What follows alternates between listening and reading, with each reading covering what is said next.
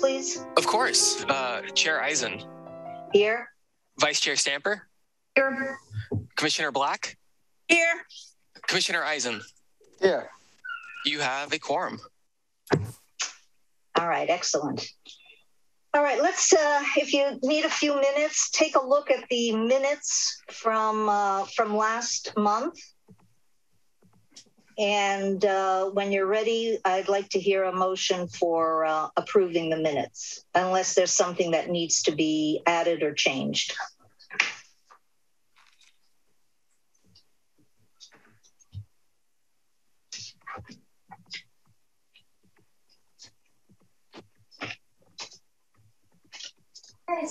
All right, I'd like to make a motion to approve the minutes from last meeting.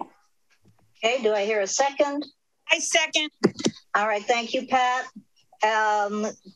Everyone, let's have a vote to approve the minutes. Everyone in favor?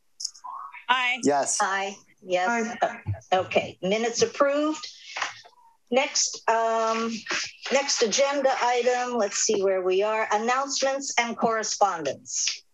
Yes, I'm happy to make a few announcements of upcoming important meetings. This Saturday from 3 to 5 p.m. at the Half Moon Bay Library, the City Council will be holding a special listening session on public safety. For those of you who have not been following this issue over the last year in the wake of several incidents with law enforcement across the country and our own incident here with Sandra Harmon, our City Council has and staff have been working with the community on collecting feedback and public input and developing recommendations for changes to some of our practices and policies here with the Sheriff's Office. And this listening session is a continuation of that work. It's open to anybody in the community, and the idea is to gather additional feedback, thoughts, and ideas from all members of our community on this important issue. It will be in person, but given the concerns around COVID and the new Delta variant, it will be outdoors, and masks will be required regardless of your vaccination status. We look forward to having as many people attend as possible. Next Tuesday night is National Night Out. For those of you who are not familiar with this is an annual event that encourages block parties and other activities that connect law enforcement with the community. It's a longstanding tradition here in the city. We actually provide a little bit of financial support and encouragement to neighborhoods to hold block parties. We usually have 15 to 20 parties per year. And after last year, they were canceled last year, but they are back for this year. So that's next Tuesday night from around 6 to 9 p.m. And hopefully, if your block is holding a party, you're aware of it. But if not, the review will be receiving a map of all the parties shortly, and I believe they'll be publishing that online. You can also contact the city if you want to know if your neighborhood is doing a block party. The great events, the Sheriff's Office sends teams out to visit these different parties. Usually the City Council, some city staff, and the fire district also attend these events. And it's just a great way to build community and build connections, which is an important part of the process. Next Thursday evening is our very second Make It Main Street event. This is a new activity that was created as a partnership between the city, the chamber, and other community agencies and downtown businesses as a way to hopefully bring locals to the downtown. Last month was a great event. We had a maker space where crafters were selling goods in the street on Kelly Street next to City Hall. We also had a glass blower in the street doing glass blowing demonstrations and lots of informational booths. There was a poetry slam and spoken word space at Mac Dutra Plaza, a music slam down near Sacrilege on the 700 block of Main Street, and live music up and down the street, and screenings of local movies at the Oddfellows Hall. This month, the theme is around pianos, and starting next Thursday and all the way through the weekend, there will be 3 pianos spread throughout Main Street. And there will be scheduled performances by world-class performers, as well as opportunities for anybody who wants to play to take a turn on the pianos. There will also be a piano on display that is a living garden, which is kind of cool. There, in conjunction with that, the movie that will be screened at Oddfellows will be about the sunset pianos, which started as kind of a rebellious movement to just put a piano out on our bluffs several years ago. And I'm so grateful I wasn't working for the city at that time, because the city ended up shutting it down. But it led to some cool activities, and we're glad to now be actually supportive of this movement and having a part in it. So every first Thursday from 3 to 7 p.m., come downtown, enjoy the different activities, the music, and hopefully shop at some of the shops and eat at some of the restaurants. Thursday nights, we hope to encourage locals to come and kind of rediscover Main Street and everything that's down there. That's it for my announcements. All right, I just want to say the pianos on the beach when we had it was, you missed a wonderful happening. It was a great, spontaneous happening. People, I loved it. I absolutely loved it. And so did so many. So yes, I'm glad that's, I'll be looking forward to that. That's great that's happening.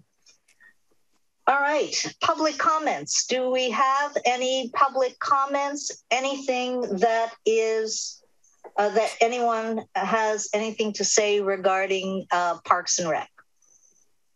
We do not, Chair Eisen.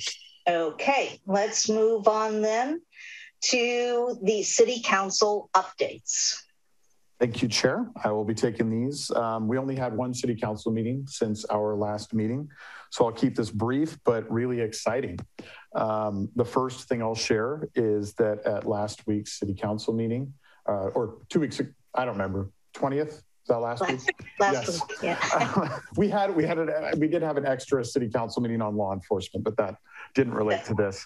Right. Last week's City Council meeting, we had Assemblyman Mark Berman attend, and he made it official. The city is receiving $4.75 million in the state budget this year for the construction of Carter Park.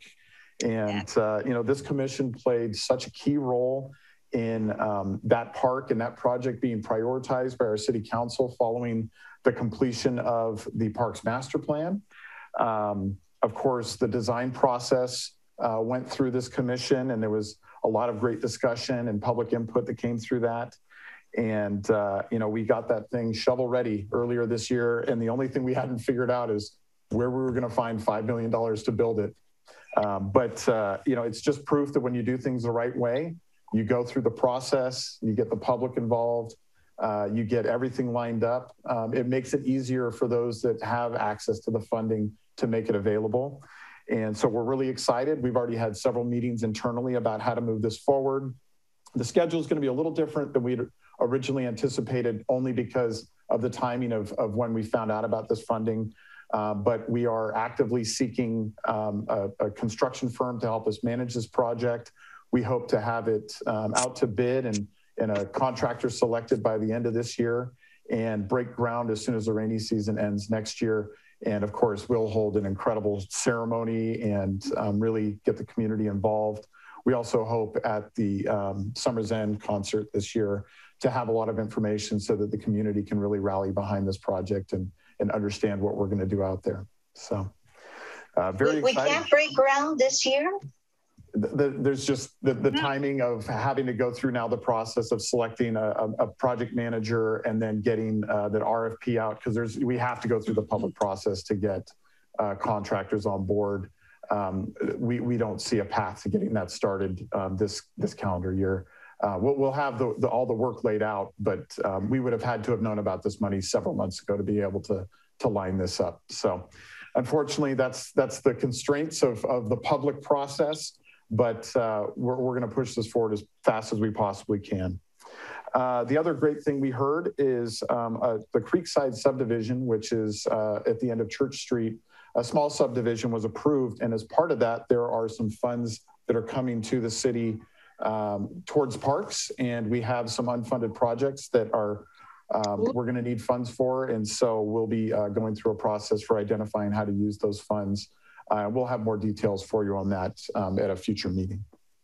And that's all from the most recent city council meeting that pertains to this group, but obviously, you know, the most exciting news that we've gotten in a very long time.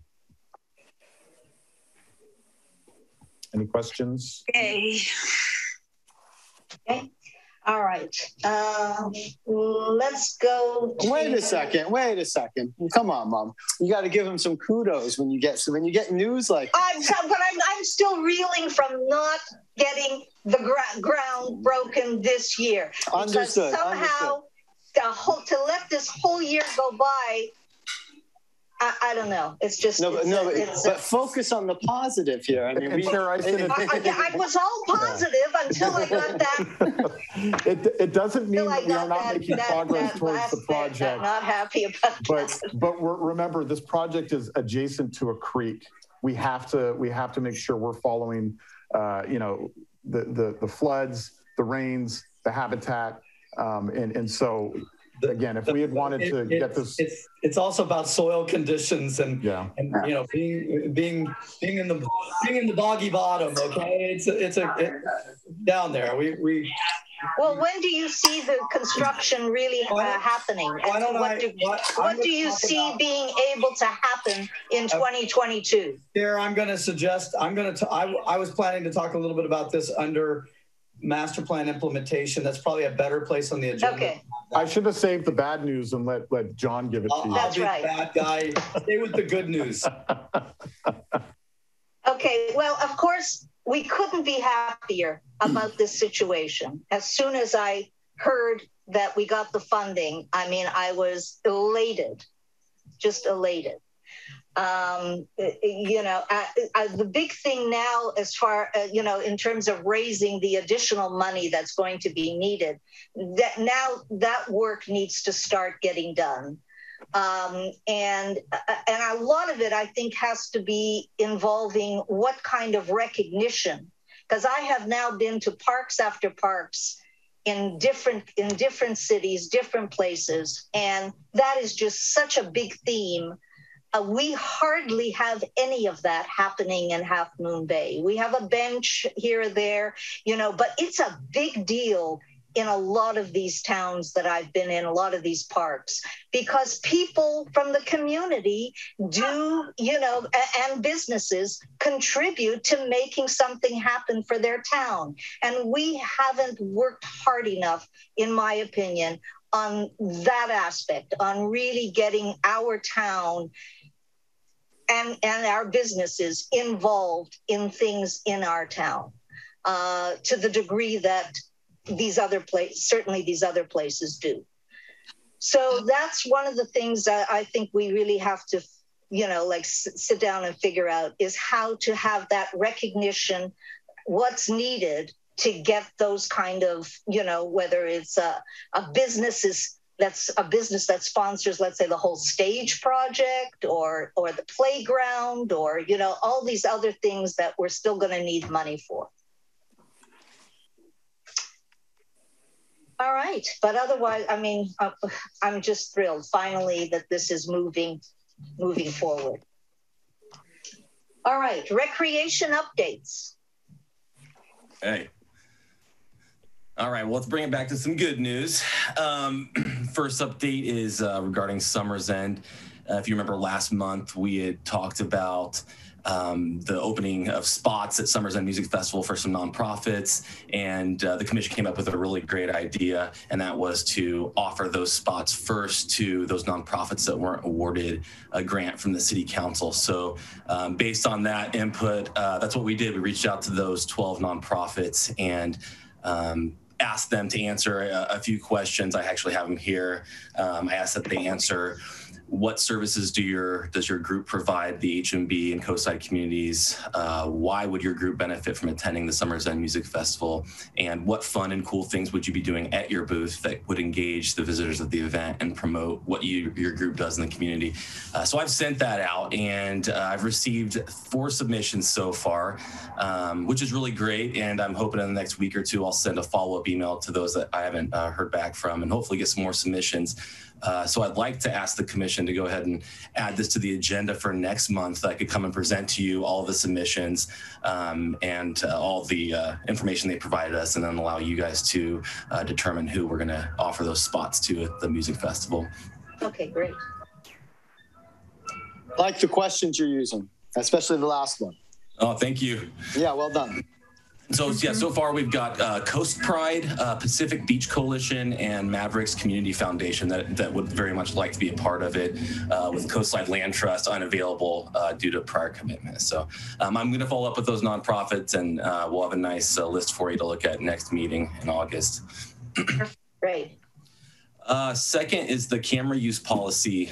Paulette, you mentioned at the last meeting you hadn't heard anything, any updates about this camera use policy, which was a great reminder for us to kind of, get on it again and get it happen. So Matthew and I actually met with the Human Resources and Administrative Services Department yesterday, and basically what we had done, we had created a basic camera use policy that we felt was pretty relevant to why we want to use cameras in the city, and gave that to them and allowed them to add some things, take some things away, and offer some input. So at this point, we're going to go over a finalized camera use policy and then let Catherine Ingberg, our city attorney, take a look at it. And then it will be a new citywide policy. I say citywide policy because in that meeting, we found out that this policy isn't something that we need to present to the council to seek any approval for. This is something that Matthew and Bob can do internally. So hopefully at the August meeting, also included in the recreation updates, I'll be able to, let you know we do have a new adopted camera use policy. Great. A few more quick ones. I mentioned last month that we were doing a recruitment for building attendants, our part-time positions in the recreation department that are really crucial to what we do. We did wrap up that recruitment a week or so back and did hire 3 new part-time building attendants, which is really great for us. And you'll be happy to hear that they're all local, except one in La Honda, but still pretty close to Half Moon Bay. And that's really convenient for me, for Matthew, for the department to have someone nearby that can come on a whim to help as extra staff or to cover for events and things like that. So I'm really glad about that and excited to get them brought on. And the last update is that we are 14 days away from the start of our adult softball league. Which is awesome news. We're about 4 teams shy of where we were in 2019. It's still not bad. A total of 12 teams so far. Not a lot of update here, but the Little League did reach out to me, and like a lot of nonprofits in the last year and a half have lost many of their fundraising opportunities. So they did ask us if it was possible for them to open up their snack shack that the Little League runs to have open during the adult softball league. So we did allow them to do that. So it's exciting, using that the adult softball league as an opportunity for them to make some money is a really great thing. So I wanted to mention that, and also mention it because Adam hasn't registered the Arletta Park team yet. So just kind of a reminder. And then not even an update, just to thank you. I want to thank Commissioner Pat Black, Commissioner Hillary Stamper, and Commission Chair Paulette Eisen for stepping in as celebrity judges at our youth cooking camp's dessert pizza making competition. It was a really great event. We had a great time. I'm still recovering. I can imagine. I bet you guys don't need any snacks for about the 2 years. And you were all such good sports about it. I couldn't have taken some of those bites, but you guys grinned through it, and the kids really loved it. You guys made it so much more awesome, that camp, and I just want to say thank you. It was awesome. Welcome. You're welcome. It was a wonderful, wonderful event. And definitely commend Eddie for putting that added on to this class, to this cooking class, this little thing, because this little thing was probably the thing that they're going to remember the most, because it was really fun. They were, it was like little junior master chef, and describing their dishes and how they did it, and what's in it, and it was just delightful. It was really a delightful event. I have 2 recreation updates that I'd like to tack on, if that's okay. The first one is very quick. Since our last meeting, Eddie and I have met with the Boys and Girls Club about the school district facility use where there's joint agreements between Boys and Girls Club and the school district. We got some good feedback and we're working through some more details. So we hope to have some good news on that very soon where we are actually able to offer programming through those school facilities. We know that's Wonderful. Really key to us being able to offer additional programming. The other piece I'll add is, as you recall at our last meeting, you created a subcommittee for beach volleyball, Commissioner Eisen and Commissioner Vice Chair Stamper. And we've met a couple of times and we feel like we've made some good progress. They're waiting for some great news from me, which I don't have yet. But I'm pushing, and our hope is to have both beach and sand options coming online in the next several months. And you know, it's great that we've got a subcommittee that can push forward on this and be focused. We know it's a priority for the community, and we think there's some easy wins here to make that happen. So thanks to that subcommittee. Fabulous. And let me just take this moment just to say something important about subcommittees, because clearly, as Matthew just said, it helps you to, you know, focus your energy by having the subcommittee, and the subcommittee when we did concerts in the park, you know, getting all of that going. And, you know, so the subcommittees are really very effective when we have people who have a passion or an interest in something and can help from our commissioners, helping staff, bringing it home, making it happen. All right, thank you. Here, here. So let's go to Parks Master Plan. We'd like to ask questions. Oh, go ahead, Hillary. I just wanted to know more specifically, like what you need, Matthew. Right now, I don't need anything from you. So I'll just fill you all in. There's a school district property that there's positive momentum towards actually developing some sand courts on a piece of school district property. And the next stage in this process is for us to develop a plan for that. The County of San Mateo has sand volleyball courts at Flood Park and Menlo Park that happen to have been developed and are managed by a local here. And so he and I will be meeting with the superintendent of county parks to talk about how that process went, how they're managed now, and how that could apply to Half Moon Bay. So I'm just waiting to hear back from the superintendent of parks to schedule that meeting. Once that's done, we'll work with Public Works to see if there's a path forward from the city side, and then we need to meet with the superintendent of schools to get approval to move forward. And then, of course, we're going to have to work with our community development department to make sure we know all the land use requirements and permitting that it will take place to make this happen. The other piece is a concept to put some pilot temporary courts on one of our beaches, and community development is working with the Coastal Commission on that because it falls within the mean high tide line for that area. So it does need approval by Coastal Commission, but our community development director believes that that actually can be handled at a staff level, which is very, very promising because it's a pilot and it's temporary. So we're waiting to hear back on that, and then we'll come back with the plan.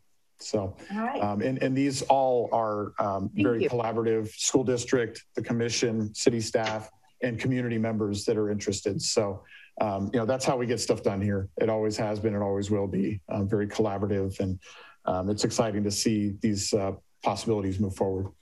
Wonderful, Matthew. That's great. Good stuff. All right. So back to, all right, Parks Master Plan implementation. Take it away.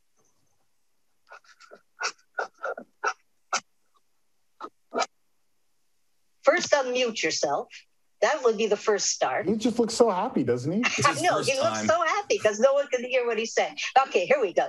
Now he has to get serious.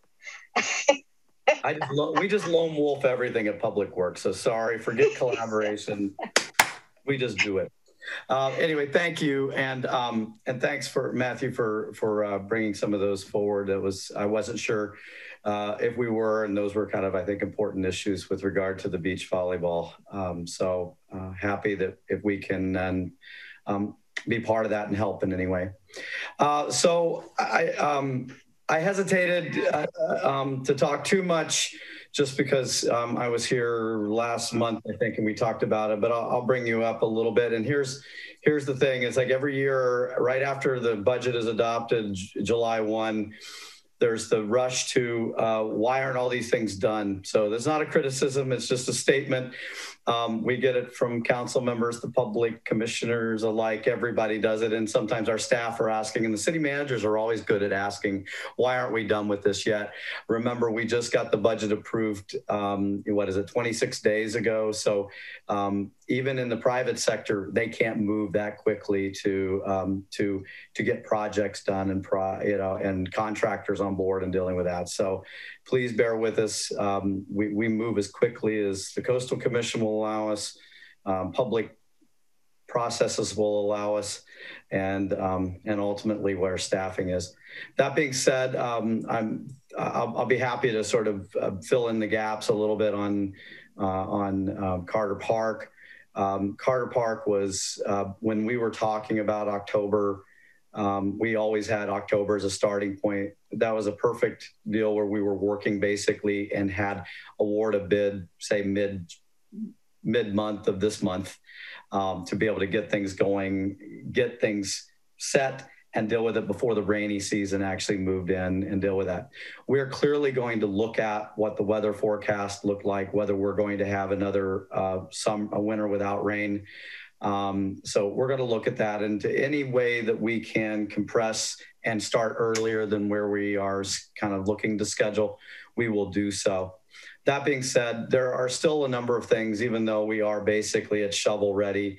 The fact is that this project went ahead of the Main Street Bridge, requires us to do a little design work at the edge of the bridge and the access point into the park near Main Street. So we have to do a little bit of work there. We never thought that the park would actually be ahead of the Main Street Bridge. When do you see that work happening? It's all happening. It's all happening this fall. This will not slow down anything that we're doing.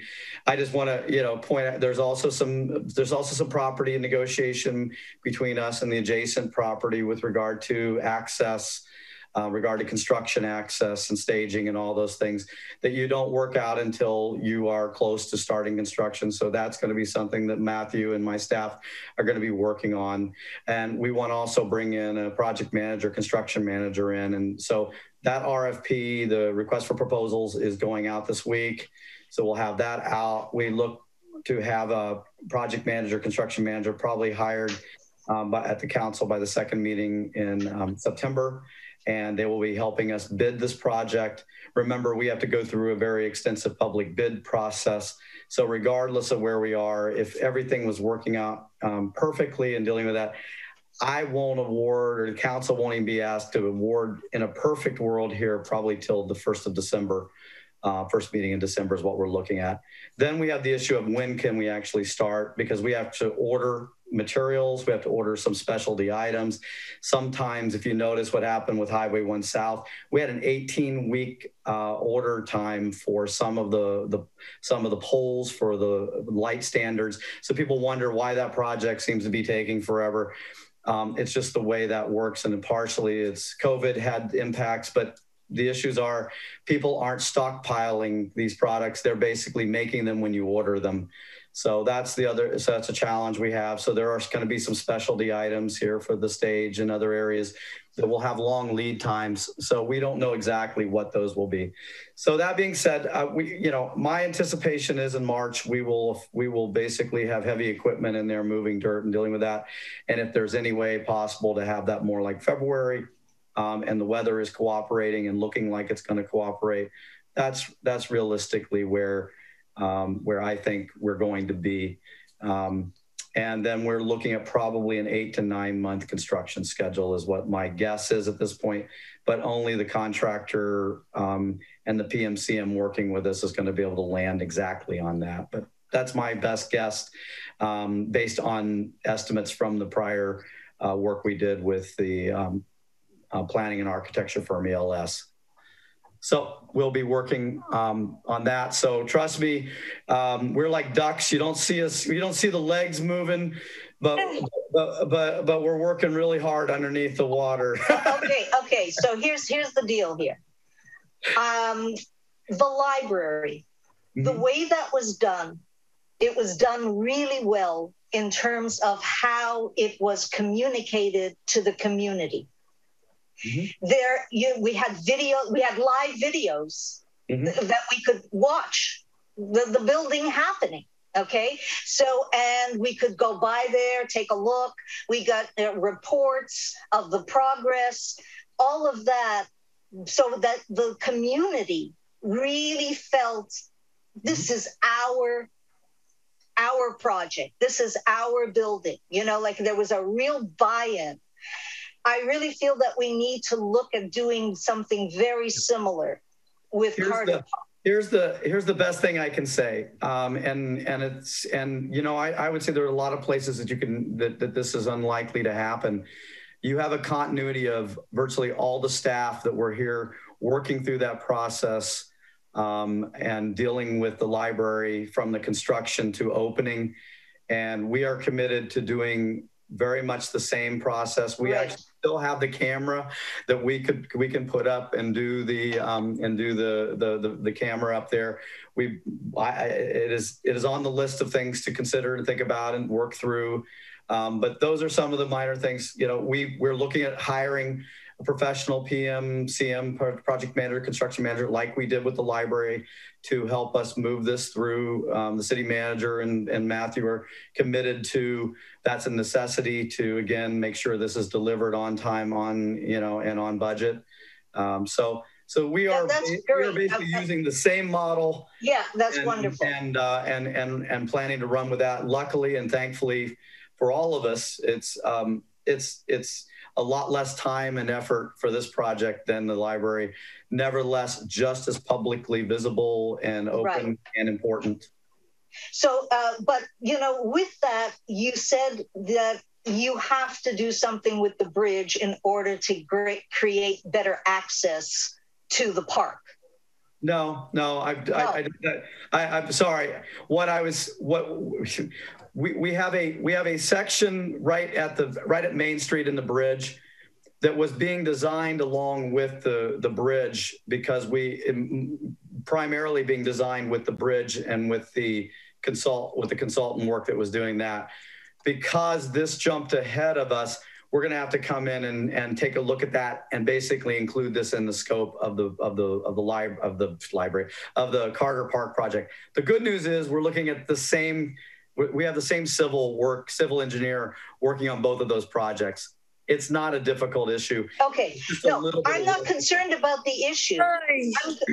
I'm looking more from a standpoint, is that our first step? If it's a first step, we should be presenting it right away as this is one of the first things we have to do in order to move towards. Well, this is an internal process that we will take care of and deal with it.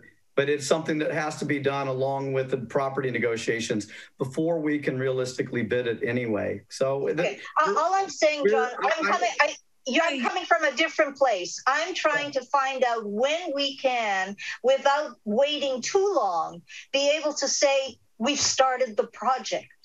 So you can say right now, we've started the project. You know, it's very comfortable. We have been meeting. We have been talking to potential PM, CM contractors. All of this is going on. Everything. As I said, we may look like the duck on the surface of the water, but Maz and I and other staff basically the wheels are turning on this. Okay. Because we understand what the expectations are. And this is something that we need to move forward with and deal with it. So you can shoot me, hang me, do whatever with it when I don't live up to the commitments I've made. But right now we're doing everything possible to deal with it. Thank you, John. I appreciate that. So if I could just take briefly beyond that point, I wanted to let you know that we are also in the process of working on getting a design and construction set up for the swings at Ocean. Excellent. So are you excited about this, John? I am. Good. You know, we need everyone's enthusiasm because I think this is going to be so special. I really do. Yeah. One of the things I think that's really excited, and I think Pat can get behind this from her prior work in another jurisdiction, we are going to put rubberized surface at least on part of the area, and we will make one of those spots on the swing set ADA compliant, ADA accessible swing of some kind. We need to look at that, but we have basically landed. We need to do that, and we're going to tie that along with doing the new rubberized surface replacement at at Oak Park. I'm sorry. So we'll basically try to do those and time those at the same time, so we'll have the same contractor out and we can get the best price per square foot on that. And that isn't a sexy project to replace rubberized surface, but it's a necessity to do so. We're also hopefully we're going to look at putting some turf out at Oak Park as well to get a little bit of play area. And then my staff, because of all this new work with Carter Park and everything, we may have to push back a little bit our enthusiasm for the Frenchman's Park Phase 2, just in terms of staffing and capacity to deal with that. Right. But I'm still hopeful to get permitting and everything done this fiscal year for Carter Park, and that would include putting the swings in there, doing landscaping, and also rebuilding basically the parking lot there and getting that better in terms of ADA parking and accessibility and improvements there. So those are kind of on the for Public Works on the big list. I hope all of you have had a chance to see and this isn't, this is one of those weird things. The wrapped dumpster at Poplar, right by the parking kiosk there. It's something we've tried out. I think it looks great, and our hope next year is to be working on a program, a contest in the community that their the winner gets to be the wrap for that year, and we can deal with that. And I think it's kind of a cool thing, and it's a small, but it's part of sort of our overall efforts to try to improve some things. They're just little things that we try to do and deal with and make those happen. And what I can tell you is my guys have been out. They were out all last week at Smithfield, and making improvements and weed whacking and dealing with that. And so there was an article recently that said 80% of the work done at Smithfield is done by volunteers. I say that's not right. They're incorrect. There was a time in which volunteers did a lot of the work out there.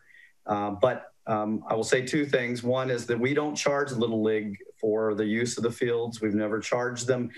So volunteer assistance was always part of the arrangement out there. But beyond that, over the last several years, we have taken back probably 80 to 90% of all of the maintenance out there. Little League does some within the field itself, the play field, the dirt areas, because they wanted to do that. And also we have the folks who run the horseshoe pits. They also wanted to continue to maintain their own facilities. So just to be clear about that, and we're going to start writing up some of these things back to the community, just because we want to make sure that people actually understand what's going on. And I think that's really important. I think that's really good because, yes, I don't think about most of the things that you just rattled off. And sometimes it's the question people ask, like, do they do anything? Yeah.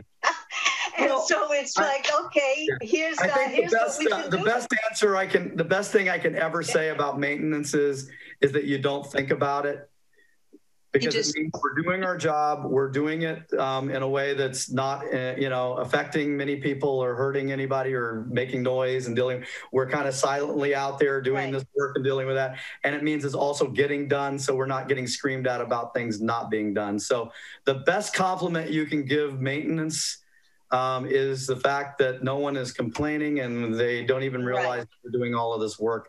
So thank you. That was a great compliment. Right. Yes. Very good, John. I really All do. right. I really do like the wraps at the at Poplar Beach around the dumpsters too. I think that's a nice change. So yeah, I just wanted to throw that out there. Good. We're trying Anyone to else? find big things and little things add up to a great community. That's right. So that's all I have tonight to offer you. All right. Anyone else from the commission have something for John other than to, you were very lively tonight, John. I appreciate that. I got progressive lenses, and what I can tell you is Zoom calls are really hard with progressive lenses. I decided I would try to wear them, but they're driving me crazy because I can't figure out where is the right focus point with my progressives. My brain is too dumb. We thought you were just nodding. We thought you were just nodding yes. That's right. Yeah, no, I'm trying to find the focus point. All right. I just have a comment that I really enjoy reading what the community says about when it touches on things like the Smithfield article that you referenced, because it's interesting to just get a sense of what the conversation looks like. And I would love to be able to write letters back as a planning or as a Parks and Rec commissioner and just comment on some of the things that we're doing in this committee to do exactly what kind of they're complaining is not available. And then also just try to have an answer to the concerns. So I don't know if there's a way to communicate back and forth when we see something like that and we want to respond. What would be a best practice for that? So I'll defer in part to Matthew on in terms of how the commission can participate and potentially assist in that. What I will say for us at staff, we landed on the issue that it is not because people really want to say things that are incorrect or whatever. It's because they really believe that, and that's what it may have been in the past and how they deal with it. Part of what we've committed to with our e-news and through other sources that we have is to basically create sort of a did you know fact, a little write-up on many of these issues and many of these things that talk about any number of issues, some public works, some dealing with even finance related issues, obviously the CMO's office. So that's the first thing that we're going to be working on. And the Smithfield response is going to be probably the first out of the chute to respond to that. Not, just simply because it's just kind of hot on our minds. And it was the case many years ago that the volunteers were doing a lot more work out there. So that's doing it right away. Certainly you guys, I'm sure, are all on the list. And then there may be an opportunity beyond that point to even respond or react further to try to help educate and deal with that. Part of that's working with local groups too, and being involved in that. You've got 2 members of the Rotary tonight. Those are great ways to get information out and convey what we're doing, what you're up to, what your commission does. I know they're always, I belonged to Rotary at one time, and we were always looking for someone to come and talk to us and fine, they're always good to give you a couple fines too while you're there with that. But those are other ways to deal with that.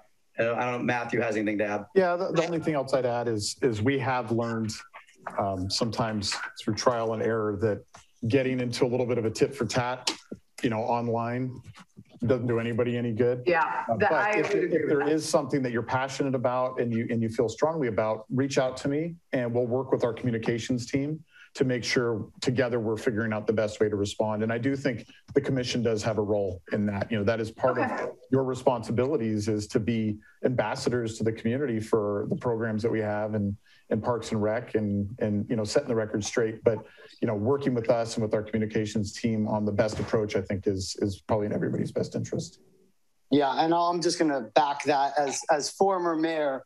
I've definitely learned that communication with individuals on any of these topics usually does not bode well. People want to say what they want to say, and that's kind of it. And then if it's all done in a virtual world, people can get nasty and ugly, and it's all done behind doors. And So I would highly recommend following what Matthew just said, and absolutely making sure that we're working with the city on response that is communal as opposed to individual. Yes. That's a good question. Thank you, Lori. Agreed. Okay. So thank you, John. Now, update from the Friends of Half Moon Bay Parks and Recreation. And I haven't seen They're anybody. Not here tonight, right? Yeah. So, of course, the next big thing we need to meet with them on, and that'll include you, Chair Eisen, as our subcommittee for fundraising for Carter Park, is getting that meeting on the books and starting those discussions. Right. So we'll be scheduling that here soon. They've had some folks traveling. It's summer. Okay. As you all know, normally this is a special meeting tonight because normally tonight's meeting is canceled. It's usually a little quieter, and so we'll respect that, but we'll keep pushing. Good. So if you allow me to jump to item 6B, yes. I'll do a brief introduction. Okay. The Little Libraries program, I think most people are familiar with this. These are small boxes, usually designed to look like a little building or a little house. And it's something that allows the community to share books. And that means that you can leave a book, you can pick up a book. They're very common across the country. I'm aware of some here on the coast already. We have one at the Ted Adcock. And it's a great program that gives access to books in different places than just going to the public library. And from a sustainability standpoint, it's great because people aren't buying new books, they're sharing them. And, we've always thought they were positive in our community. And we were recently approached by the Rotary Club asking if they would be able to place some on some of our city parks. And so with that, I'll turn the time over to the current president of the Rotary Club, Joe Brennan, and Rose Surdy, who oversees, I believe, their services subcommittee. And they'll share a little bit about the project they're working on and where they're hoping to place them in our parks. And then I'll kind of wrap up with what we're doing to work with them. Well, thank you, Matthew, for the introduction. And thank you, Paulette, for putting us on your agenda, and to the commission. One of the focuses of Rotary this year and previous years has been youth literacy. And we have a number of programs. One of the longest running is giving a dictionary to every third grader in the school district and doing some mentoring. And this year we have branched out in this Little Library program. And this is Little Libraries for children, not just general use books. And so we're partnering in this with the Big Lift literacy campaign of the school district, with the San Mateo County Library, which will provide the books. We'll populate these little libraries that we're going to put up, and also the donation from the San Mateo Credit Union. So we have some local support financially. And we have built 8 of these. 3 are erected already in communities where we think they'll be the most beneficial. One in the community behind the airport, and then a couple in Moon Ridge already. And so we have a desire to site one in Oak Park and another in Frenchman's Creek Park. And so those are the ones that we've come to the city through Matthew and John to negotiate. And they've been very cooperative and supportive, and we really appreciate that. We hope to have these initial 8 in our pilot program. And we do have a grant for their maintenance and replacement. If they go missing or get run over or smashed, we'll do that. We'll also have a duty of monitoring them. So someone will be going by and looking at them, making sure that their door hasn't fallen off or nobody's put a tuna sandwich in there and it's gone bad. So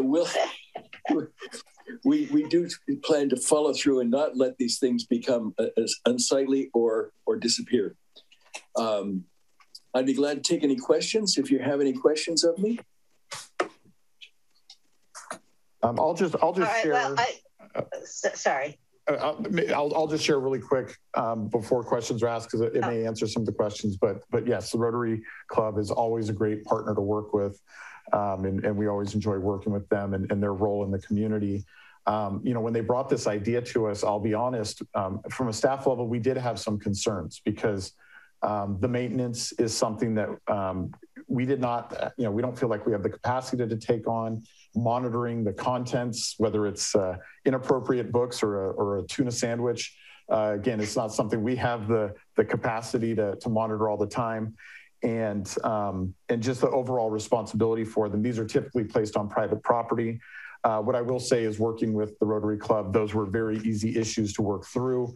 And we'll be entering into an agreement with them very shortly so that they can get these things up and they'll be taking care of them. And hopefully this partnership will grow.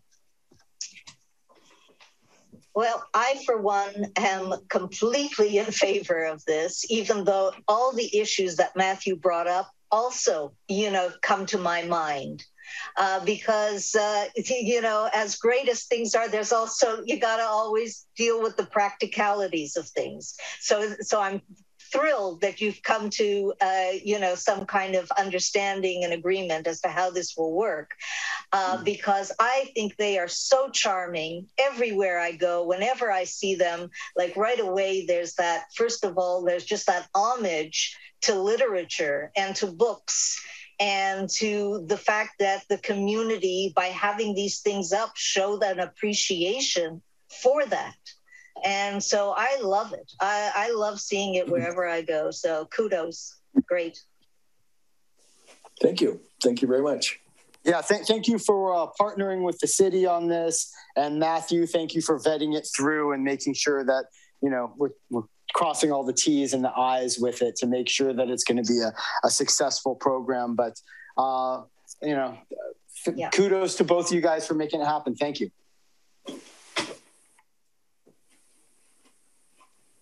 Great. I'll just share also, when we met with Rotary Club, Joe gave us a little history on Ocean View Park, which was really cool. There's so much history in our town and we don't know how things come to be and how things get named.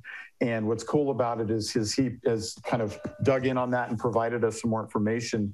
There's now a process in place working with the History Association to try to get some of that information at the park on a plaque, which is going to be, I think, really cool. And I think, again, this is just another way we can work with the Rotary Club to enhance our community and our facilities. So Beautiful. Thank you again to Rose and to Joe for being leaders in our community.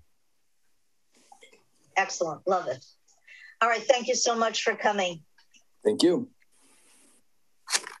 Bye-bye.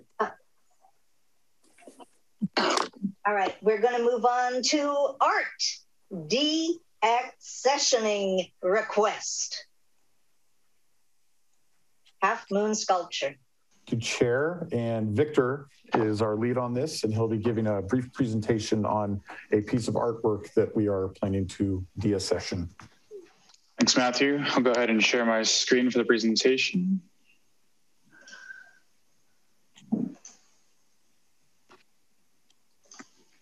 All right, can everyone see this? Yes. Great. Yes. All right, just let me screen set up. Perfect. So good evening, Chair Eisen and members of the Parks and Recreation Commission. My name is Victor Aitan, and tonight I will be presenting on the formal deaccessioning request regarding the Half Moon sculpture located at the south end of Main Street. And I'll start off with a little reminder and overview of what is art deaccessioning.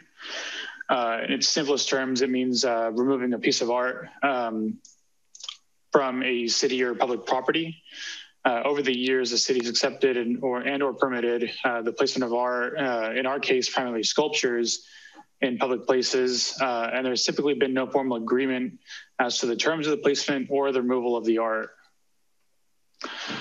And from that came the art deaccessioning policy, more or less a condition of several of our sculptures around town, along with the lack of these formal agreements, led to the drafting of a policy, which the Parks and Recreation Commission reviewed and commented on and made a recommendation to the council before its adoption on April 20th of this year. And that leads us to this deaccessioning request, which is for the Half Moon sculpture, which is located at south end of Main Street at Higgins Canyon Road and Highway 1. Most of you have probably seen it. This is the Half Moon Gateway sculpture, which is the official name for it.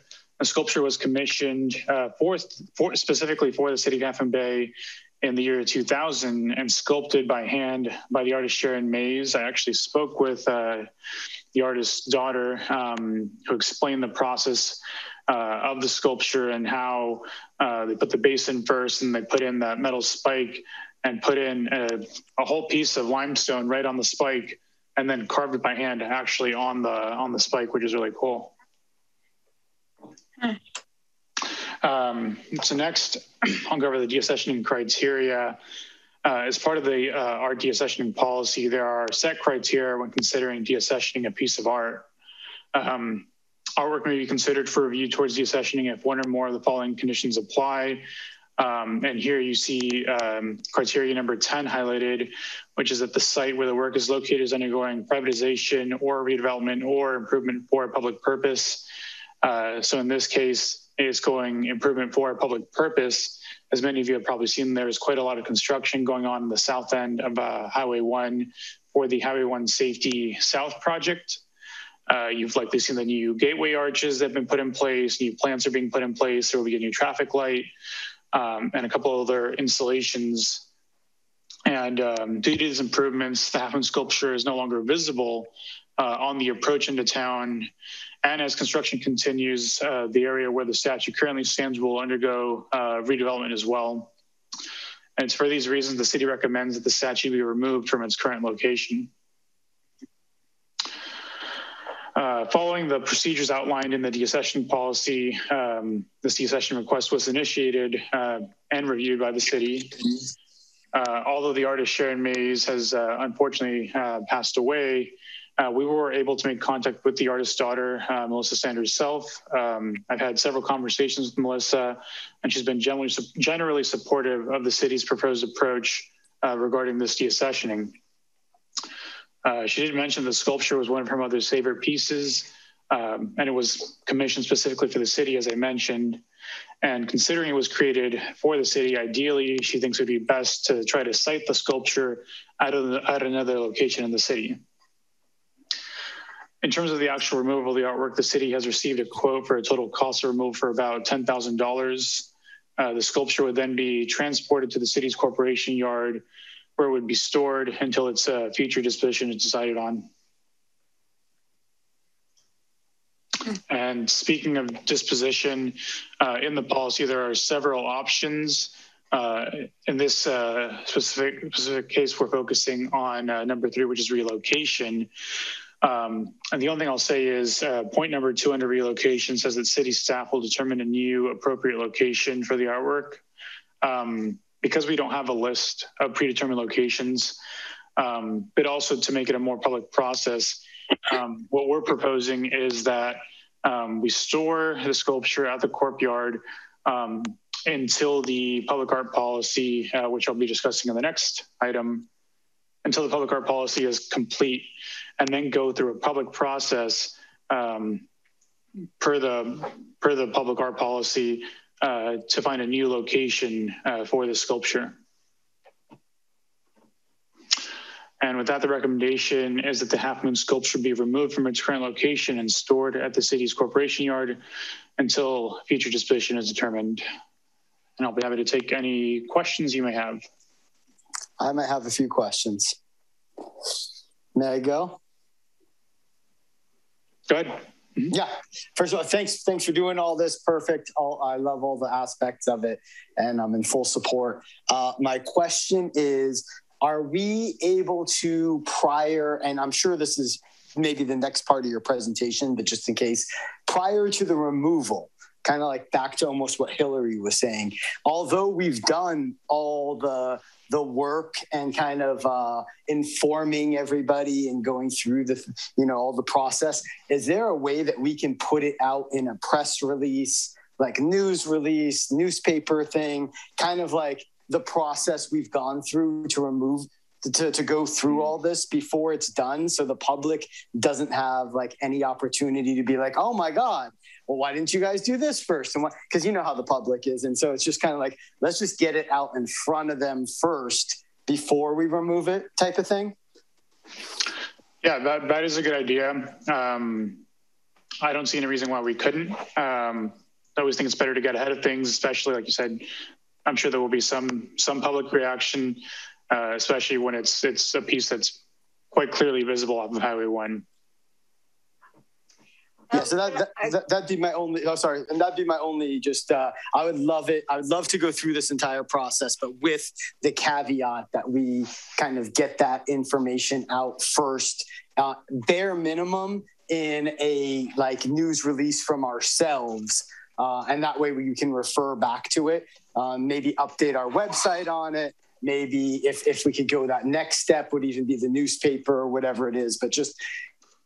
It's an artsy community behind everything, and so you never know how somebody who doesn't even care that much might just be like, you know what, I want to make an issue out of something. So I think we could save ourselves. So, but thank you for doing all the work. Yeah, it's a great idea. Thank you. Yeah, I don't know if the rest of you have gotten this message. I don't know how I have it, but it's from the daughter of the artist. And she says, I can give you advice. Hi, I am the daughter of the artist. I can give you advice. I'm going to try to answer live. I don't know if that works. You would like to answer this one? Oh. Chair Eisen, Melissa, you have the ability to speak. Oh, okay, great. Do you hear us?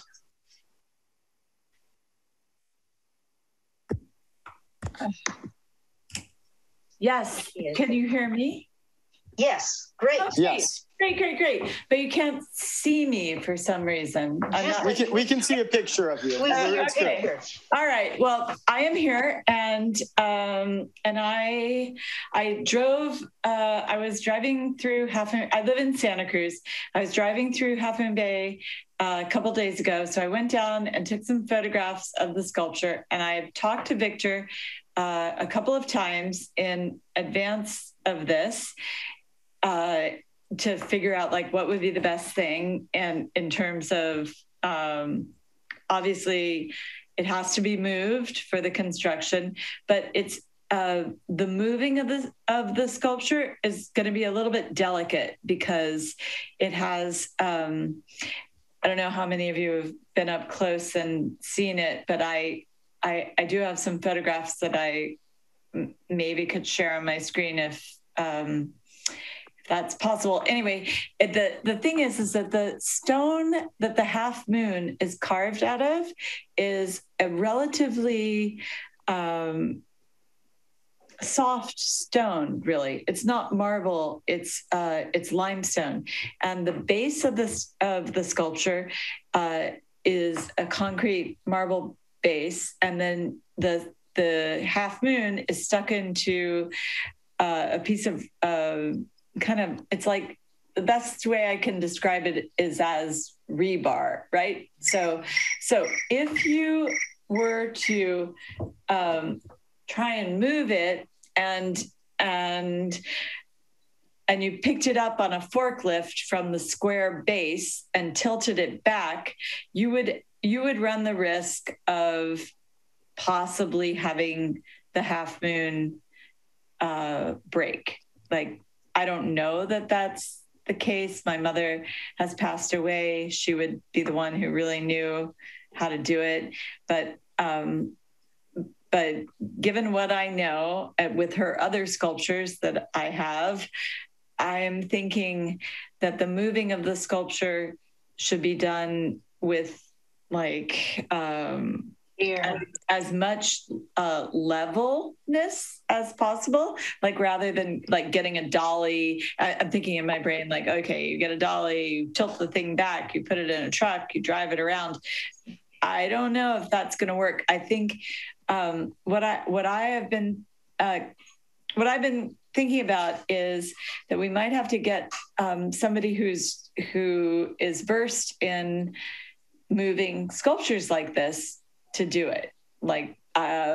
There's a company in San Francisco called Ship Art that does this kind of thing. Or, we could probably do it ourselves as long as we're careful. If you wrap it up in some kind of bubble wrap and then use a forklift that takes it into a truck on a level surface, you'll be fine. My only concern is if you tilt it backwards and it breaks, that'll be a really bad deal for everybody. All right, good. That's excellent input. Sorry, I wish that I could say that I knew exactly what to do, but I don't. But I do think that it's worth keeping for Half Moon Bay because the city council commissioned it, and it is a beautiful sculpture going into the city, and I would hate to see it be like disposed of. I think it's a like. Melissa, when did she make this? You know what? Let me pull up I was just there, and I have the information for you on that, which is amazing. Okay, so according to the plaque, it was dedicated June 24th in the year 2000. So it's been there for 21 years. Okay.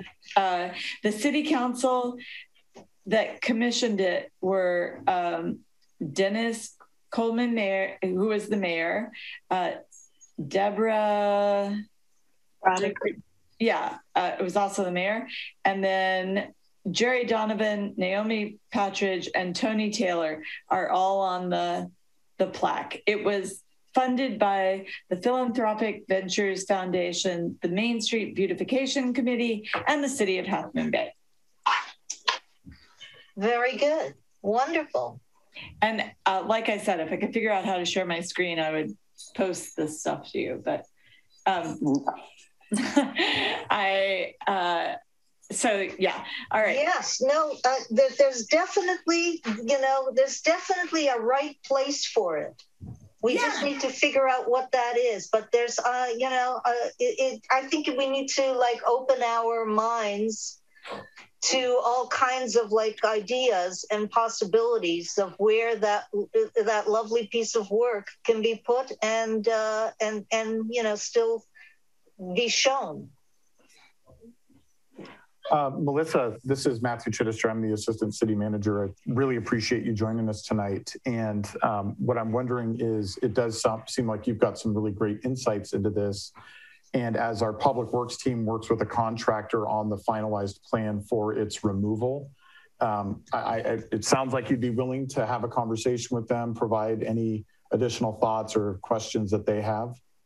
Oh, absolutely. My only concern is that it doesn't break, and that you can do what you want to with it after you've moved it, because obviously it has to get out of that spot so they can do the construction. Yep. And that's really my only concern, is trying to make sure that as you move it for yourselves, you don't. Yeah, we appreciate it. Okay, we'll work through Victor to get in contact with you. And we're so appreciative of you participating in this process.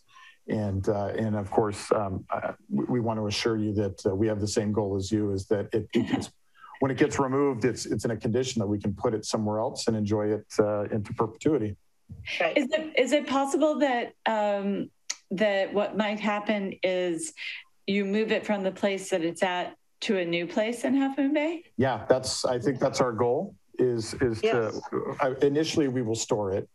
The next item on this agenda is a discussion on a public art policy that we're developing. And once that policy is finished, we would like to use a public process, get the community involved to identify where we can put this in the future.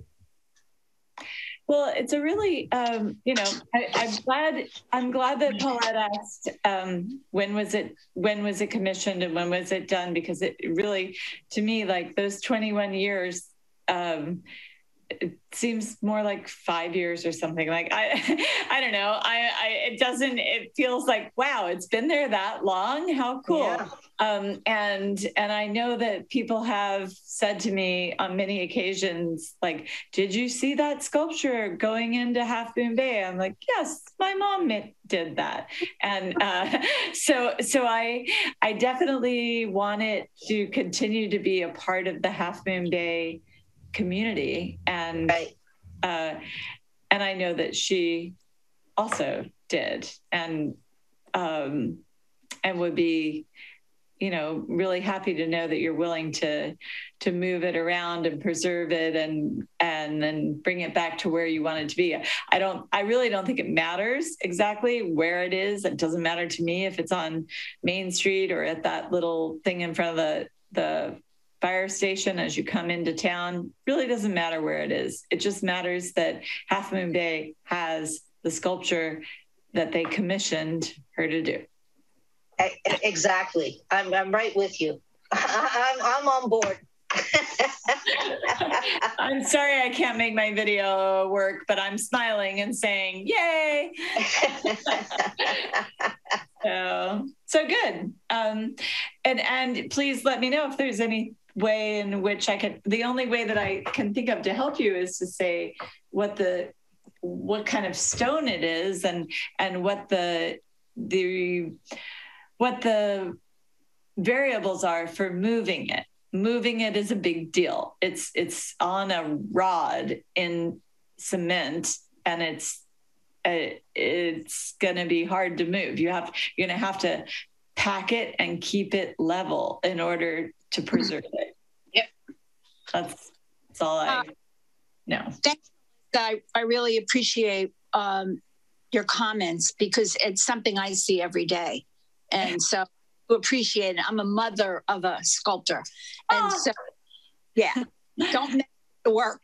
But I would like to encourage you, since you have the video that you made, is to please forward that to Matthew at City Hall, so that it can be part of, the artwork that we're going to be having, and having it online would be wonderful. So thank you. That's a good idea. It is a good idea. I think I can do that.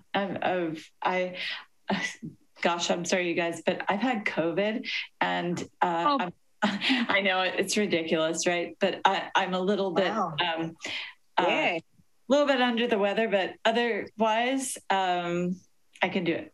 So I'm good. I'm not dying, obviously, maybe not obviously, but I'm not. It's not. I'm going to be okay. It's just a problem at the moment. So I'm happy to do whatever it takes to make sure that this gets worked out, because I know that it was something that my mother really cared about. She passed away in 2007, and she really cared about it. So very good. I think there's I don't know, I think there's some wonderful possibilities, but yes, I feel the same way you do. I think it'll become part of our whole thing of trying to increase public artworks in Half Moon Bay, and to have, people be able to walk around this town and be able to see, and here's the Half Moon sculpture that was done in 2000, whatever, for that used to be at the entryway, the south entry. It has a little history to it. Well, actually, the having it as a gateway sculpture, I always thought was a good idea, but I'm not too attached to it. If you guys want to move it somewhere else, I mean, I just feel like it was nice to drive in. I live in Santa Cruz, so every time I drive up the coast and past it, I think, Half Moon Bay, here I am. And if that is something that other people feel, then great. On the other hand, maybe you park it at the end of Main Street where there are other sculptures, and people feel the same way. Like, here it is. I'm in Half Moon Bay. I just think that it would be very sad to retire it, I guess. Can I ask a quick question? Sure. I guess this is more for the city, but this is Hillary, the vice chair. I was wondering, it sounded like it was a joint effort between a few different groups. And I was just surprised at how high the cost of moving it is. And so yeah, me too. I'm concerned about that, given like how many things we'd like to be doing with all of our limited resources. And so I was curious if this is the sort of thing where the same groups that originally worked on this would also be potentially open to helping to move it.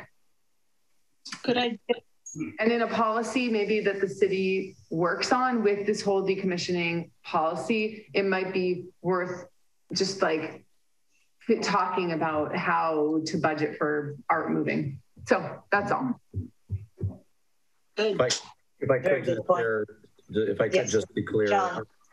One, I think the reason we're kind of struggling with and why this policy versus the art policy, which is the next item, is it includes provisions for removal by the artist or the artist family and dealing with that. And so that's the piece that we've kind of come around with this whole deaccession issue, is that there were no arrangements, to turn it back to the family, to turn it back to the artist to deal with it. So that's a big piece of this. We don't have that many of these, frankly. And I think the one at Carter Park is a complete tear down, for example. So that's going to be part of the Carter Park project is one will be next, probably on your list of things to deal with. But I will say this, the total cost, one is contractors are just expensive. And we don't have the equipment to be able to handle that size work. So we cannot do it in-house. We'd love to, but we can't. But that includes scraping the site, clearing out everything, taking to the landfill or recycling the materials there. Remember, there's a whole concrete kind of riser there that's filled. So there's all that dirt, there's all of that. Basically what we're doing is returning that to its natural or roughly natural state there. So it's not just removing the piece of art, it's taking care of and cleaning up the whole site and removing the round concrete area there and dealing with that. So that's why the cost is higher than what we were all hopeful for. And then is there allocated budget for this? The cost of this, because it's related to construction with the Highway 1 South project, we're looking to absorb this cost within the budget of that project. So this is not coming out of project budget that would be for parks improvements and things. So from that perspective, I think we all agree that the priorities in a perfect world, but at this point, we want to move this we're hoping to be able to move this forward, get this moved appropriately, cleared out, so then we can kind of deal with that whole finalizing the gateway, have a great ribbon cutting and turn on the lights and do that. So I hope that helps a little bit. All right. Well, I'm hearing that you are pretty attached to having us use this sculpture as, an entryway. In other words, that was its intended use, and you'd like to see that intended use continue. No, I shouldn't say that. Oh no, I'm asking. That's the thing. I'm asking if that's what I'm understanding.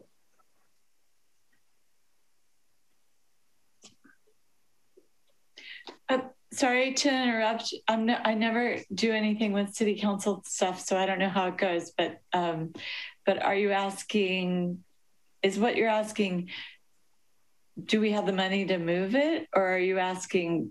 Do we want to keep it? Or is it a given that you want to keep it, but you have to figure out how to get the money to move it? No. Okay. No, we have the budget. The budget has been approved so that it's going to be removed. And our intentions, my understanding is our intentions are to move it, that we need to move it, first of all, and to move it, and to put it in storage until we figure out what it is best way to deal with this particular piece of art.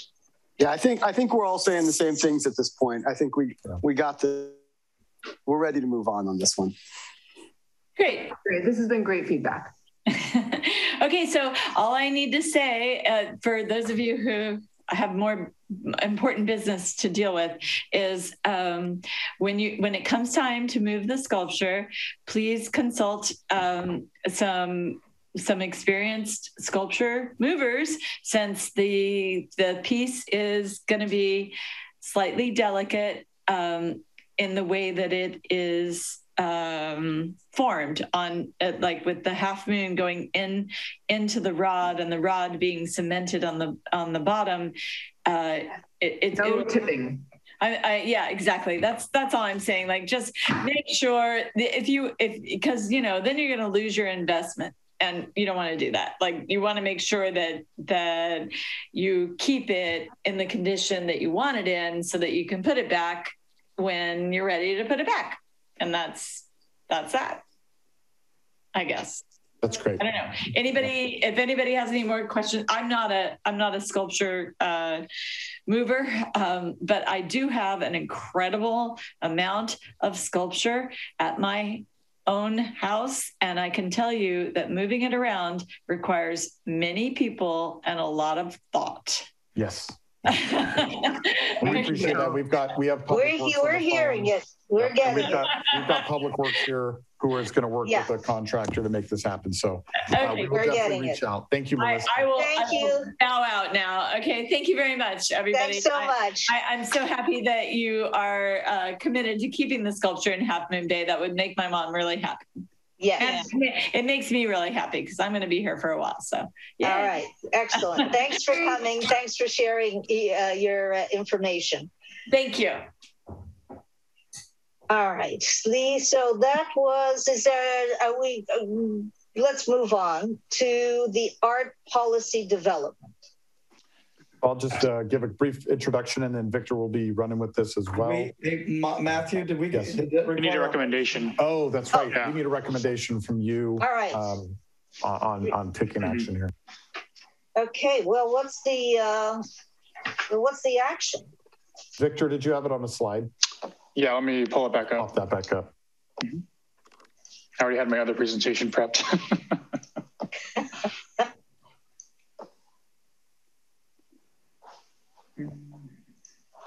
Basically, to go ahead with deaccessioning this sculpture? More or less, yeah.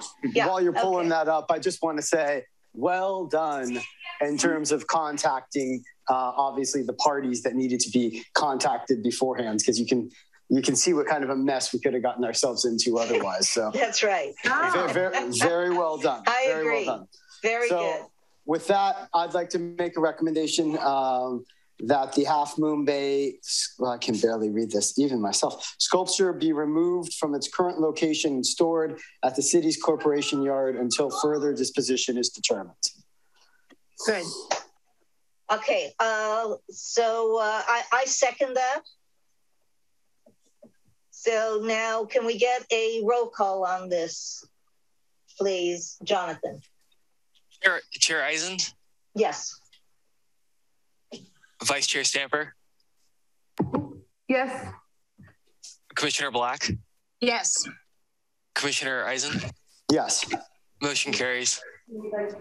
Yay. Okay. So the art policy development. Okay, thank you. So Victor is the lead on this as well. He's got experience in this in the North Fair Oaks area of Redwood City in his time working for San Mateo County. So it's great to have his involvement in this.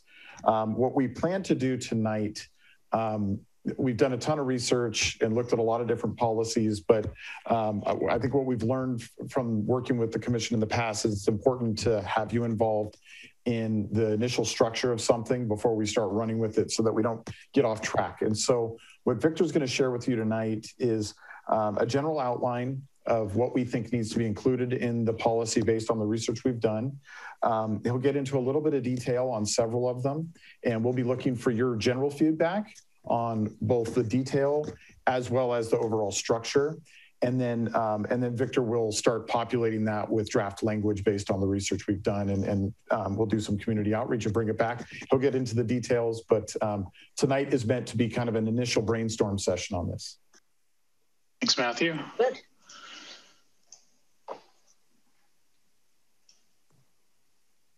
Okay, can everyone see that? Yes. Perfect. All right, moving into the public art policy, as Matthew mentioned, this was talking about the development. Consider this a skeleton of the policy. So we're going through several sections. So I'll start off by showing you all of the proposed policy sections. As Matthew mentioned, done a ton of research on public art policies from cities all across the country. And these are some of the sections that we believe would best fit a policy for our city. As we go through each section, I'll be pausing to take any comments you might have for that specific section before we move on to the next one.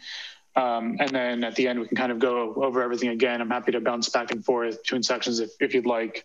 Yeah, like Matthew said, this is more of a brainstorming, really. So as you can see here, most cities generally have a general section that includes the purpose and the scope, a section to talk about the administration of the public art program. A lot of these include public art funds, percent for the art ordinances, sections for city commissioned art, gifted or donated artwork, site selection, and so on. So I'll go ahead and start. The first section for this one, I did include a little bit more than just bare bones for the section. So most cities in their public art policies have a purpose and scope. This was taken from several public art policies and put together specifically for our city. So this is one where I can share this with the commission, especially if you want to take time to read it over, annotate, make your own comments. I just wanted to share it today. Typically we have a purpose statement that kind of drives the whole policy, and then the scope to make sure that we're not getting too broad, but not being too narrow either with the program. Any comments for this specific section before we move on to the next one? Oops. Looks good to me. I mean, I've looked at some other, cities' art policies, and so like that's important. It looks good. You're doing good work, Victor.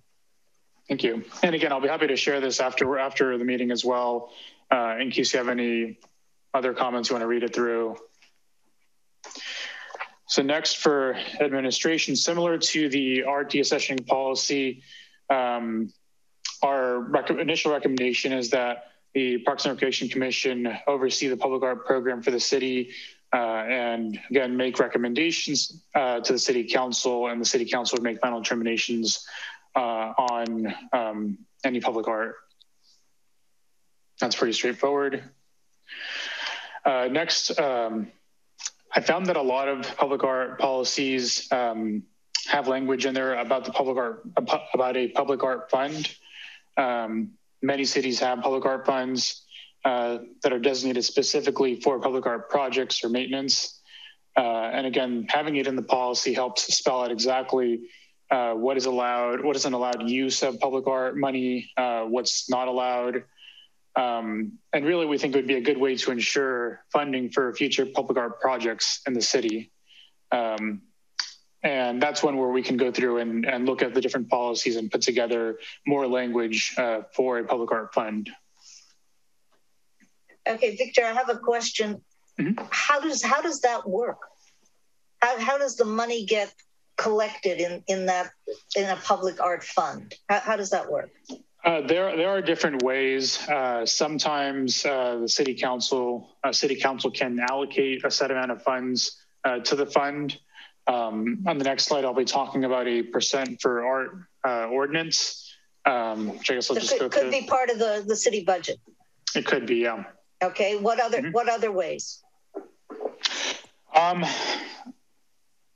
So I guess I'll go on to the percent for the art ordinance, which is something that we're not necessarily considering at this time, but this is another way that money gets into public art funds. So this is something that's common in larger cities that have a lot more development.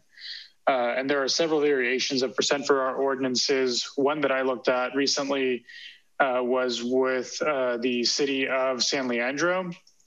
And so they have 2% for the art ordinances. One is a percent for art in private development, in which case any private development that happens in the city where the total building costs are over $250,000, it's required that they either allocate 1% of the total building costs to cite a piece of art on the development, or if they're unable or unwilling to do that, they must then pay a 1% in lieu fee to the city. That money goes into the public art fund. So that's one option. Right.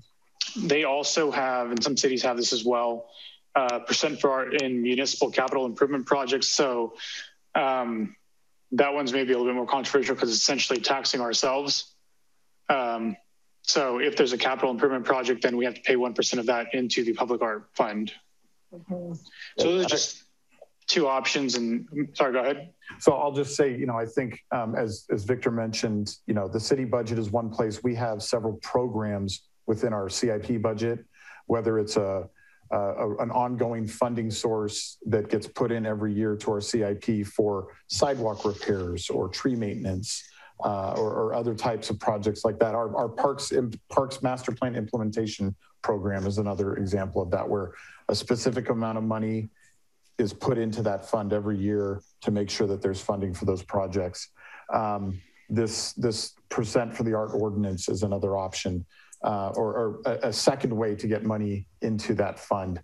Donations. This gives us a place to put donations or gifts that we might get from the community. We know that this is an art-centric community. There's a lot of passion about it. And I think as we can demonstrate that we are going to be good stewards of those types of funds, we'll have opportunities to receive them. I think specifically for the percent for the art ordinance, it's something we would include as a holding place in the art policy, but that really is almost a separate project. And we would work really closely with community development. They've got Jill Ekus, our community development director. She's done some research on this and is interested in it. And I think it's a separate process, similar to the art deaccession policy, where you go through the process and it just becomes part of the bigger policy. Yeah, interesting. I've also seen art in places where there's the artist's name, and then there's the donor who basically donated this piece of art by either commissioning it or whatever they did to get it there. So that's another, way of dealing with it too, so.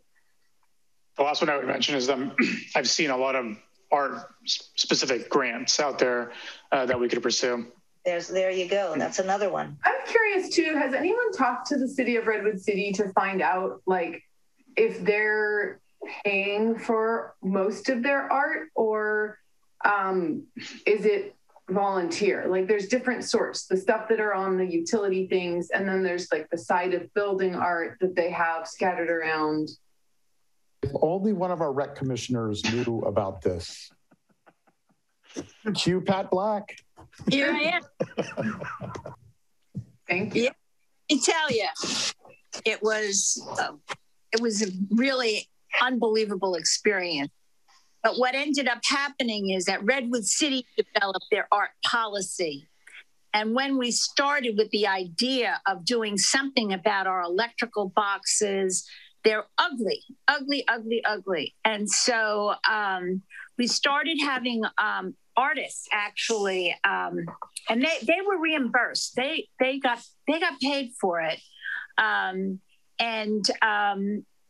And so we started small, and it just kind of took off. And the murals that are in Redwood City are pretty spectacular, and some of them you have to kind of look for. But it was just a process. And now, because it's a very art-centric city, a lot of people, there were a lot of artists there that come up with ideas, and one just got finished down on Middlefield Road. So, you know, it's just part of the way the city, what happens there. So it's pretty. It was all paid for. There was money available, yes, and we also there was a person, and it had to be 20 years ago, maybe even more, who donated, like, I don't know, $25,000 for bird baths. So, you know, that was an interesting piece. So, I mean, how many bills? So anyway, but I think the policy that's coming up now for Half Moon Bay is it's wonderful. It's going to be a good thing. And I think everybody's just going to be very pleased. Pat, can you remind us of your role when you were in Redwood City? I was a Parks and Rec Commission in Redwood City. And I was also on the Arts Redwood City. I was part of the development team to start looking at public art. And we had several artists, and we had city council members too that were part of it. So that played a bigger role because it gave more credence to the fact, because this was a whole new ball game. You know, you just didn't go around painting walls. And especially in Redwood City, it's the oldest city, and it is the what the heck, they got the name for it. Anyway, that's where the courthouse is and all that stuff. So they were very guarded about it. But you know, it's just but you have to have guidelines. You have to have a policy in place. Otherwise it could become really, you know, look like a mess. And the best part, though, was that the city of San Carlos came to our group and asked about it. And I'll tell you, it wasn't 2 weeks. And San Carlos, their electrical boxes were all getting painted. I mean, it was just like, wow. So it really paid off for the work that the group in Redwood City participated in to get the public art. So anyway, I think we're on a very great track. And, you know, having Victor was I think one in the middle of a lot, Pat, that we're really trying to get from you, if I'm correct, is also how this was, you know, how the funding worked. Was it all just from Redwood City? Was it from private donations? Was it from from a grant? Where you said money was available? Where was it coming from? In the beginning. Now, this is a while back. My best answer is to say that it came through the city. And so, because it turned out to be a real positive situation. I mean, everybody was on board with it. So today, Victor would know more about that, you know, where the money's coming from now, because now we've had big murals that are done that are just phenomenal. So, but I was after the fact when they started with the project. All right, very good. Well, let's move on with, continue on, Victor, with where we're going. But yeah, I'm not sure if the language needs to be different on that whole funding aspect, Victor, if you want to leave it sort of more general or kind of start or put in more specific on the different approaches, the different ways that money can be part of this public art fund kind of thing. Yeah, I think it would be helpful to be more specific, and that's something that we'll work on. Good. Yeah, we'll work with our finance team on that, because we will set up a separate fund in our budget, and they'll have an idea of how to explain how it'll be managed and accounted for and all that. Okay, very good. And just before I move on, the two murals that I worked on were in unincorporated North Fair Oaks. Those were funded by the county, specifically from Supervisor Slocum's funds. So he's the one that put the money towards that. Those were fully funded by the county. Uh-huh. Mm-hmm. All right. And what do we know about the county? Do they have a big art budget?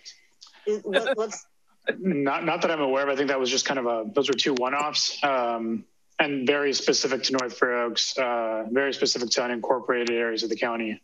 They do support, I can't remember the exact name of it, but there's like San Mateo County Arts. It's not a commission, but it's like a commission. Mm-hmm. They actually attended Make It Main Street last month. They were at the speaker's space. I think they're going to come back, so they would be a good group for us to get in contact with and get for sure. Involvement in what their policy is like, what works, what doesn't work, what do they wish was in there that they don't have in there, because or the things, some of the hard lessons maybe along the way, whatever, because it's just very helpful when we're trying to develop a policy to try to get as much input from the people who have already been using it, working with it, and what is good that's in there and what's not. Well, one of the things that Victor did bring up was about the tax. There was a tax put out there that was designated public art. And so that was an important piece, very important piece. And so, there is a funding source, and, which makes it right. So anyway, and a lot of due diligence, being the oldest city, and all the buildings and stuff like that. I mean, they're really on top of that stuff there. So a lot of voices and a lot of eyes, kind of like, hey.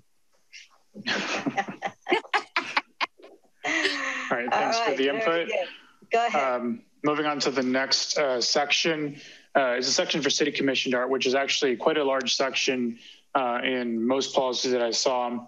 And this really kind of details the process for artist selection, a lot of detail for artist selection and the content selection. And then something that I didn't necessarily see included in policies, but in talking internally, we thought was important is including a section about the duration of the commissioned art, whether it is a permanent fixture, whether it's supposed to be up for 6 months. And of course, this will likely be included in any agreement for a commission piece. But we definitely want to get that detailed out just so there's no misunderstanding on that. And especially now with like we mentioned in the deaccession policy presentation, there was nothing for these for these older pieces of artwork. Right. So we definitely want to get that detailed. Yes, absolutely. And if there's anything else that you think should be included in the city commissioned art section, other than these three, of course, we may expand on this when we present the first draft. But any thoughts you may have would be very helpful as well. In addition to commissioned art, most policies also have a section for gifted or donated artwork. Here I did include a bit more of the language, or just similar to what you've seen that the Parks and Recreation Commission will, hold on, I'm sorry. I'm just going back to the other one because I haven't left it yet. It's still in my head. Sure. What about location? So there is a section that's coming up for site selection. Site selection. Yeah, yes, that we decided to make a separate section because it applies both to city commissioned art and gifted or donated artwork. Okay, it's in there though. Good. All right. Go ahead. So yeah, similar to other parts of the policy and the deaccession policy, the Parks and Recreation Commission would be the first one to evaluate any artwork proposed to be gifted or donated to the city. And there are different sections. There's an application and letter of interest section, followed by a presentation to the Parks and Recreation Commission, and eventually review and recommendation to the City Council. So this is all pretty standard, and it's just, we just need to go in and fill the language in there. And then these are the rest of the sections that I won't go that much into detail. Site selection is less about having a list of predetermined sites and more about what are the conditions that we want to consider when selecting a site for the artwork. That'll be what's in that section. installation and maintenance is more on the city staff side, to kind of go through installation procedures and maintenance schedules and stuff like that. Most our policies have a section for removal of artwork. Luckily, we already have one. It would be our deaccessioning policy. And the last two, similar to the percent for art ordinance, are not included this time, but we might pursue them just because they likely will be their own standalone policies or plans. The first one is public art on private property. And so that would be the city working with private property owners to site public art on those private properties. And that's similar to the work that I did with the county. Both of the murals that I worked on were located on private property. And so my work was establishing the agreements with those private property owners to have that public art on there. And it was a lot of back and forth. It really was it's quite a lot of work. So it's something that we likely will want to consider, but might be its own policy. And the public art master plan, a lot of cities have public art master plans, but that is huge.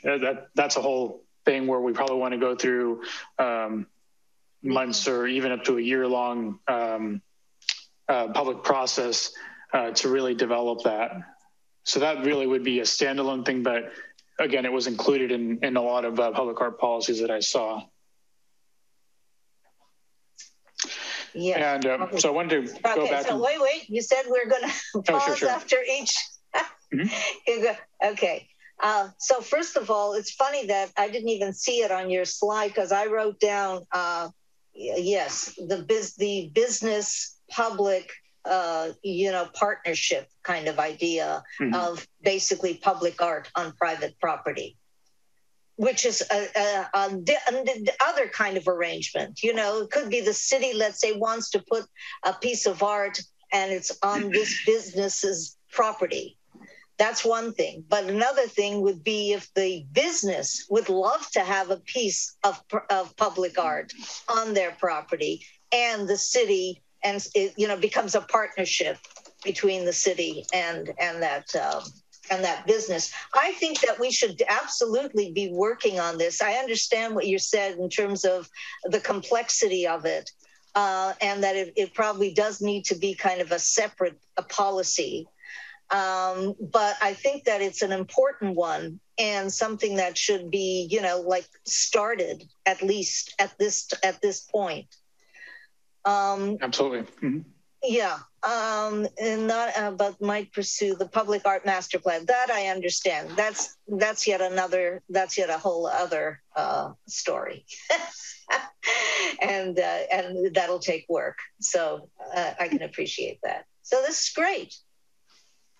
Definitely good movement here. And so with that, I just wanted to show all of the sections again to see if after going through the presentation, if there's anything that you think is missing from these sections that we'll be working on.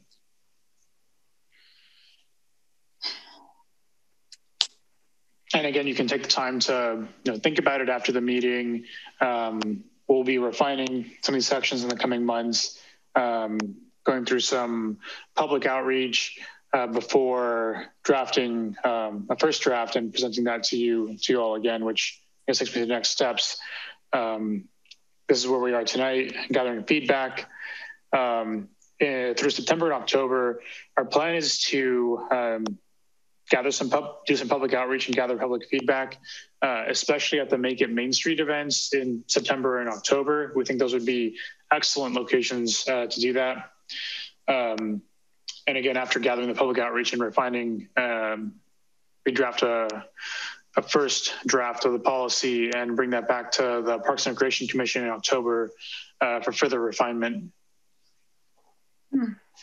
I like it. Share part of the schedule is Victor has a very important milestone coming in his life, and we'll need about a month to step away from this. We will have another staff member that's going to step into his place and help me move this forward, but we're just trying to be realistic here. Well, wait a minute. Where are you going?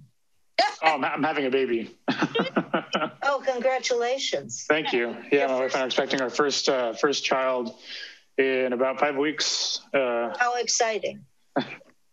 So yeah, you know what you're having? We're having a little boy. Oh yeah. Okay. Get ready. they usually have more energy. So, you know. Yeah, so we're going to have a little pause on this. But yeah, like Matthew said, we're going to have another staff member come in and be able to help out with some of that public outreach. And then when we hit October with that draft, you know, Victor's already done a ton of work on it. We just didn't want to get out of ourselves. Right. You're going to have a really strong draft, and I think we'll be able to finalize it. My guess is before the end I think we can have council approval before the end of the year. And that would be great. And I know that there's a lot of grant programs that I really need us to meet that deadline. I've promised it to people, a whole bunch of people. I said, this is going to happen this year. Yes. I think we're on track for sure. All right. Very good. Congratulations. Victor, congratulations again. Thank you. Mazel tov, we say, and hopefully it all goes smoothly. And you got a bouncy, crying baby boy. Hey, Victor, the only other thing that I'd be curious about, I did like, and I don't know if we have this yet, but I like the history aspect of what the woman talked about with her mom's, you know, and just in that last piece. And so almost just like if there's a history template that we include. I love that. Very something. Good. Yes. That's a great idea. Great idea. Great idea to include that. Is that every art piece must come with its story. Okay. I think just the whole process needs to be documented. You know, that's one thing the city was terrible at historically is documenting, you know, where stuff came from, how it got paid for. I mean, Victor's been playing, you know, Magnum PI lately, trying to figure all this stuff out, and he's done an amazing job. Right. But he shouldn't have to. It should be in a binder somewhere, right? Right. And that's the thing. That's why I was thinking, even with that statue, like the half moon, is to like, what if it was even at the historical society? In other words, it's part of our history. That piece of art is now part of the Half Moon Bay history. And so, you know, there's different ways or different things that I think can be done with that. And, you know, everything becomes part of the fabric of this town. And that's why, you know, all the art. And that's why it was like, remember how people reacted to McDutra Plaza, McDutra Park, when that artwork that the people were involved in making, how upset they were when it just, you know, all just got destroyed. So I think we can understand how much emotion there is attached to art. And especially like this woman we were listening to tonight, the daughter of the artist who made this for Half Moon Bay, you know, so there's of course a lot of emotion that goes with all of that. It's just something to understand. Great. I need to step away for just a minute. I'll be right back. But Maria had joined us, but it looks like she's dropped back off. Okay. Yeah, I saw her earlier, but not for a while. Okay, so art policy development. That's it for where we are. Do we have to? No, nothing to do on that. All right, future items preview. What is happening in our future? Matthew, this should be brief, and of course it'll evolve over the next couple of weeks. You know, Eddie's going to bring back the nonprofit items for Summer's End concerts, the nonprofit participation. Confirmed with John that we're looking at September for the joint meeting with the Bike Ped Advisory Committee. They're now established. They'll have a meeting their first meeting in August. and then they'll be ready to meet with us. Right now, I'm not sure of what other items we're going to be bringing forward. There's a lot of things we're juggling right now, and so it'll depend on where we're at with some of these things. I will not be at our next meeting. I will be celebrating my 20th anniversary with my wife. Nice. So nice. we will leave you in the capable hands of staff, and we'll make sure we have a good meeting for you next month. Are there any items that you're looking for next month? We'll toast to your anniversary next month. All right. Okay, so let's go with report outs. Now, report outs and commissioner comments. Did I miss something, Eddie? Did you tell us what's happening Summer's End? Was I tuned out when you were doing it, or did you tell us? There were no updates for Summer's End. Oh, so you don't have your final band lineup yet? Not yet. It's been tough, but we're pushing hard on it, trying to get that taken care of. I will let you know as soon as I do. Okay. Really keep filling me because I can't make contracts for the bands until I have the lineup put together. So right. I've confirmed bands. I can't put their time and set up and all the logistics that go into performance into a contract until I know where they're going to play. And then we're dealing with some issues. Thank goodness that we're going to get a new stage and everything at Mac Dutra. But I think I mentioned this at the cooking contest that the company we typically will rent the stage and sound and equipment from, it's been hit and miss with them. Right. So I've had some hiccups for sure for planning this year, but I'm working on it. I'll have something for you next meeting. Okay, very good. All right, so that's it for tonight. Thank you, everybody. Great job all around. Thank you, Jonathan, Eddie, Matthew, even though you've kind of left us right now. Hillary. Thank you. Victor, very good job. Again, I'm excited for you. Thank you very much. Thanks, guys. Bye. Yeah, well, I'm excited.